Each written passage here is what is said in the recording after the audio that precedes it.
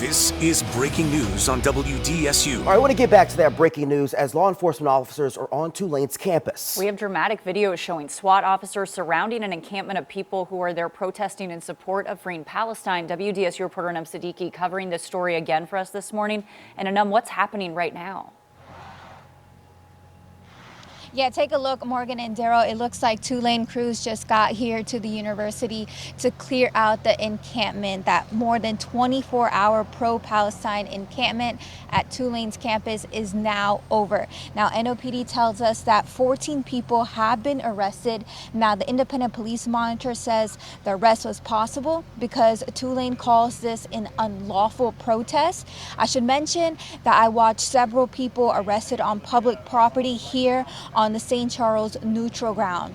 Now let's go to our video. Protesters say the police arrived on campus just before 3 a.m. Things got intense fast. It was very scary for students. You can see there were more than 100 officers present. I watched protesters fall to the ground and guns pointed inches away from their face. Now students say it was a peaceful protest when law enforcement arrived.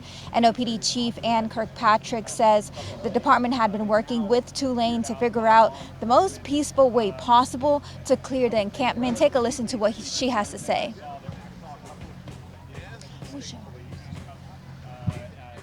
Came together to talk about how we could peacefully disperse this particular protest action in terms of they were trespassing on the property, which is private property here.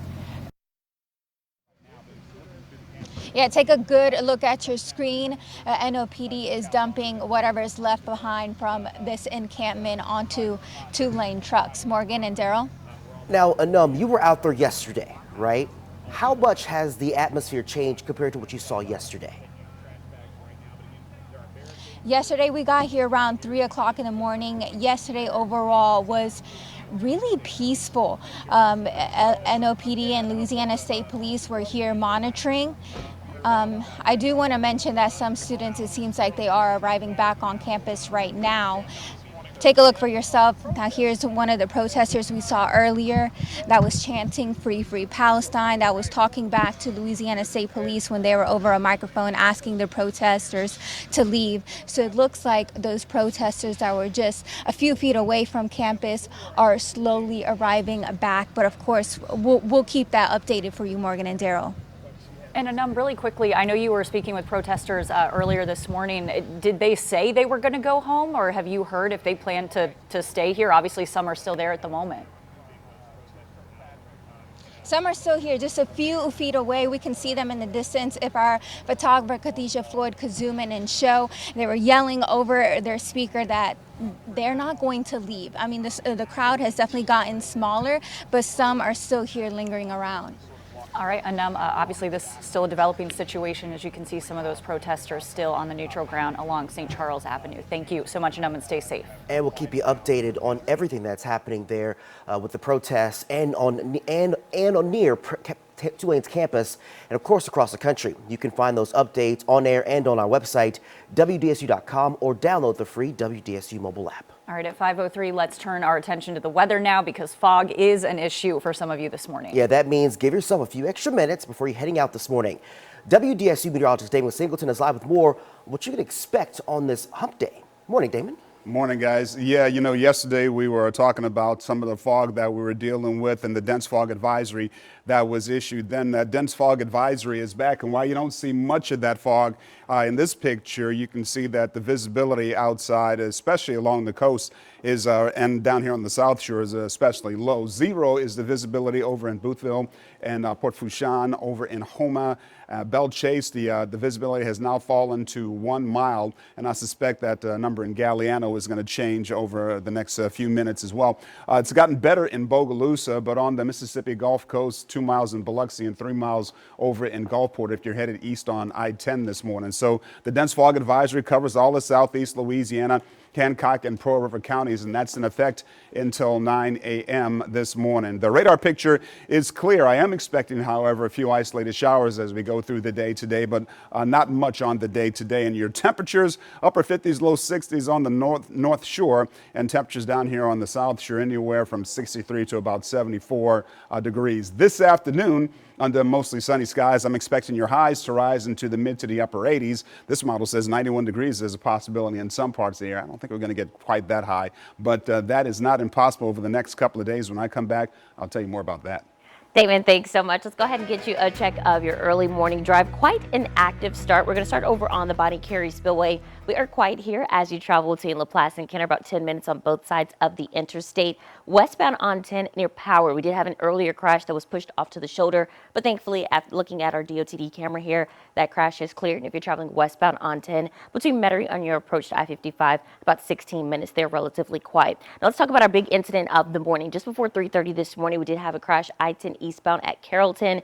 A lot of activity there for drivers traveling between Metairie and Mid-City, but thankfully our camera there, if it would pop up for you, I can assure you traffic is now moving up to speed. Traveling from South Carrollton over to the Crescent City connection, about a 6-minute ride, but you will see a little bit of congestion building because we are dealing with that continuous right lane closure across the Crescent City connection. So that's if you're traveling towards the West Bank until mid-July. Don't forget also that Chapatoulas on-ramp is also still closed. Now, once work is kind of completed here, it will move to the left lane, and that will happen at the end of August. So we'll keep you updated on that. Daryl. All right, Deja, thank you so much. Current time is 5:06. And new this morning from the North Shore, crews in St. Tammany Parish battle a vehicle fire, and we have new video of the scene. Take a look right here. You can see the flames extinguished. This happened last night near the overpass on Highway 1090. This is near the Circle K and PR Mart. Fortunately, there were no injuries from that fire. The man accused of murdering a beloved priest and parishioner in Covington is expected to appear in court today. Antonio Tyson is charged with killing Reverend Otis Young and Ruth Pratz, then burning their bodies back in 2022. He's pleaded not guilty. This comes as the state has turned over DNA analysis. We're told Tyson will face a new judge taking the case, Ellen M. Creel. Stick with WDSU News as we keep you updated on this developing story. And here in New Orleans, hate crime charges could be filed against the suspect who stole a commemorative plaque from the upstairs lounge Monday night. That plaque was placed in the French Quarter last year to commemorate the 50th anniversary of a fire that was intentionally set at a popular gay bar, killing 32 people. Most of those victims were members of the LGBTQ+ community. Surveillance video, you see it on your screen there, shows a thief pick up a plaque and put it inside a trash can before rolling it away. The upstairs lounge fire was considered the deadliest attack on the LGBTQ+ community in America. That's until the Pulse nightclub shooting in 2015. Back then, we didn't talk about hate crimes, and it is something to bring to the attention of our community. Hate crimes are absolutely zero tolerance. This ugly incident is just a reminder that there's still a lot of work to do. There's still a lot of prejudice and bigotry out there. A historian who has studied the upstairs lounge fire issued a statement saying someone tore decades of work down in minutes out of, quote, ignorance. Happening today, the Orleans Parish Sheriff's Office is set to host a news conference and community town hall meeting. This aligns with Sheriff Susan Hudson's 2-year anniversary since assuming office. The briefing will be this morning at 10 a.m. Hudson will deliver a State of the Agency address detailing OPSO's work over the past year and focus for the year ahead. Plus, the community town hall will be tonight at 6 in the McDonough 35 High School Library. Now, it comes as an opportunity for the community to engage directly with the sheriff and gain insights into the accomplishments, new initiatives, and ongoing challenges faced by OPSO over the past 2 years. Now, key topics being addressed includes staffing and the increasing jail population. The time is 5:08 and new this morning, former NOPD Superintendent Michelle Woodfork has a new job. She's joining the District Attorney's Office. DA Jason Williams announced that she has been appointed as the Forensics and Intelligence Director of his office. We're told Woodfork will work closely with NOPD homicide detectives to improve communication and other measures that help investigators focus on the most violent criminals in the city. Really partnering with them, making sure that on both ends we gather all evidence, as much evidence as possible, to get a case from arrest to indictment, and then of course to prosecution.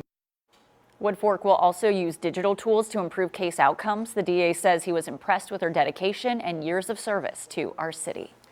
2 House bills are set to be discussed in committee today on the Sewerage and Water Board. One includes changing the way billing is handled, letting customers opt into a fixed billing plan based on the average of several readings. It also funds arbitrators to be put into each council district where neighbors could dispute their bills in their own neighborhoods instead of going down to the Sewerage and Water Board office. The second lifts residency requirements after a job with the agency is posted for several months. That way, more positions could be possibly filled for faster. Both go before the Senate Committee on Local and Municipal Affairs this afternoon. Meantime, federal judges have tossed out a new congressional map that created a second majority black district in Louisiana. That means the map lawmakers passed in a special session back in January now faces serious uncertainty ahead of a May 15th deadline to set election maps for the November election. 12 voters filed a lawsuit claiming the new map discriminates against white voters. Attorney General Liz Murrill says she will consider appealing to the Supreme Court for review and is going to meet with state officials to discuss next steps. This still is a fluid situation, so we will, of course, update you on air and on our app with the latest developments. The time is 5:10, and coming up after the break, we take you to the North Shore with details on a big bust, what investigators confiscated, and the 2 parishes where the suspect was supposedly dealing drugs. Well, a dense fog advisory in effect for all of southeast Louisiana, Hancock and Pearl River counties. We'll talk about how long that fog's going to be around and the possibility of fog tomorrow morning as well, coming up in your first warning weather. As you're waking up and heading out the door, relatively quiet on our interstate systems. We'll have a full check of your roadways coming up.